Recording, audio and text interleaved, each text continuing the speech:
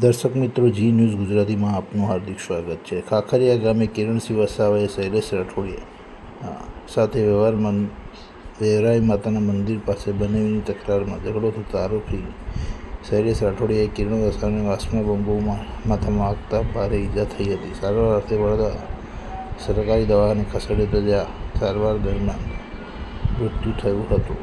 Savli police મથકે 14/10/2023ના રોજ ફરિયાદ નોંધાઈ હતી। સાવલી સેશન કોર્ટમાં કેસ ચાલી જતા નામદાર કોર્ટે આરોપી શૈલેષ જયંતિ રાઠોડિયાને કસૂરવાર ઠેરવી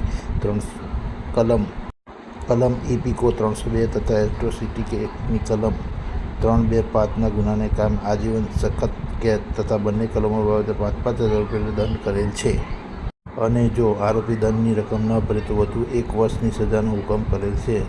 મરણ જનારના પીડિત પરિવારને ડિસ્ટ્રિક્ટ લીગલ સર્વિસ ઓથોરિટીને વળતર ચૂકવવા નામદાર કોર્ટે ભલામણ કરેલ છે। સાવલીની સેશન કોર્ટે 302ના આરોપીને આજીવન કેદની સજા ફટકારી છે।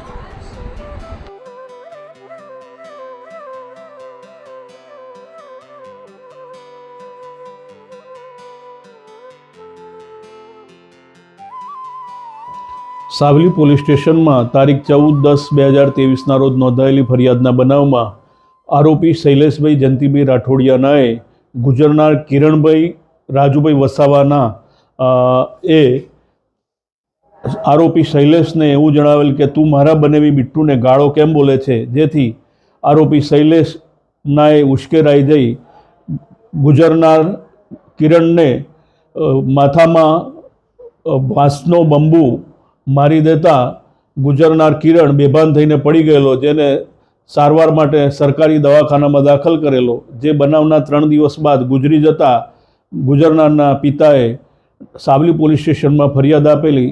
જે બનાવનો કેસ નામદાર સાવલીની સેશન્સ કોર્ટમાં એટ્રોસિટી કેસ નંબર 12/2023થી ચાલી જતા નામદાર કોર્ટ દ્વારા આરોપી શૈલેષભાઈ જયંતિભાઈ રાઠોડિયાને કસૂરવાર ઠેરવી ખૂનના ગુનામાં તથા એટ્રોસિટીના ગુનામાં આજીવન સખત કેદની સજાનો હુકમ કરેલ છે, તેમજ ₹11,000નો દંડ ફટકારેલ છે।